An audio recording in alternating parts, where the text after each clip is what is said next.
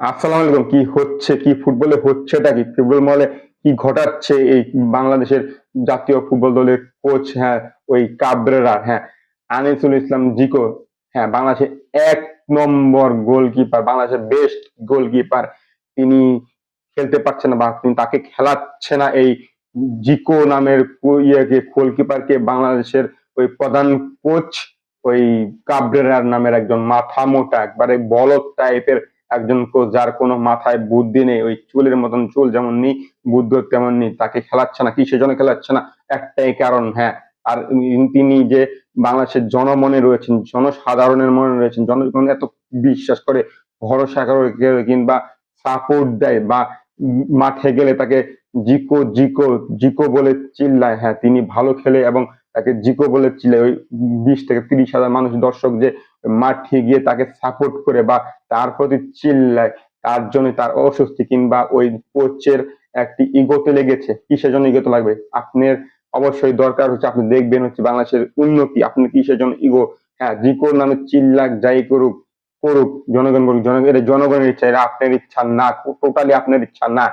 জনগণ মনে করেছে বা 18 কোটি মানুষ মনে করেছে, কিংবা ওই উপস্থিত থাকা দর্শকেরা বা 30-25 হাজার দর্শকেরা মনে করছে জিকো একজন ভালো প্লেয়ার, বা জিকোর প্রতি সাপোর্ট করলে জিকো ভালো করবে, তার জন্য ইগোতে লেগেছে বা সম্মানে লেগেছে। কিসের জন্য সম্মানে লাগবে আমি বুঝতে পারছি না। কি মাথা মোটা নাকি? ও যদি ভালো করে ওর প্রতিবাদী চিল্লায় বা সাপোর্ট দেয়, হ্যাঁ মাঠে বা কিংবা গ্যালারিতে, তবে তো আপনারই ভালো, আপনার নাম তো হবে। আপনি কি এটা বুঝছেন না যে জিকুর নাম হলে তো আপনারই নাম? আপনি জিকুর কোচ, আপনি হচ্ছে জিকুর অভিভাবক, অতএব আপনার নাম, আপনার ধাম হবে, হ্যাঁ।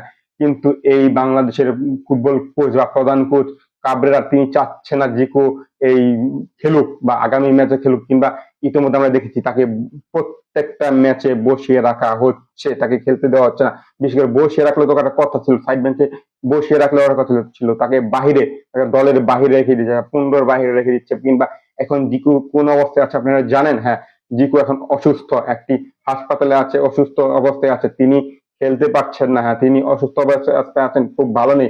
একটি সংবাদ সম্মেলনে বা একটি মাধ্যমে তিনি বলেছেন তিনি এই কারণে এই খেলতে পারছে না। হ্যাঁ এই বাংলাদেশের প্রধান কোচ বা বাংলাদেশের জাতীয় ফুটবল দলের কোচ তিনি চাচ্ছেন না, তিনি বা আনিসুল ইসলাম জিকু বাংলাদেশ মাঠে নামুক, বাংলাদেশের হয়ে মাঠে নামুক, বা তার প্রতি যে দর্শকেরা তো সুন্দর দৃষ্টি রয়েছে, কিংবা তিনি মাঠে নামলেই বা গোলকিপার বা গোলকিপিং এ দাঁড়ালেই জিকু জিকু করে, এখানে তার বা ওই প্রধান কোচের একটি অস্বস্তি রয়েছে এবং তার অনীহা রয়েছে কিংবা আপত্তি রয়েছে, এর জন্যই তাকে নামানো হচ্ছে না।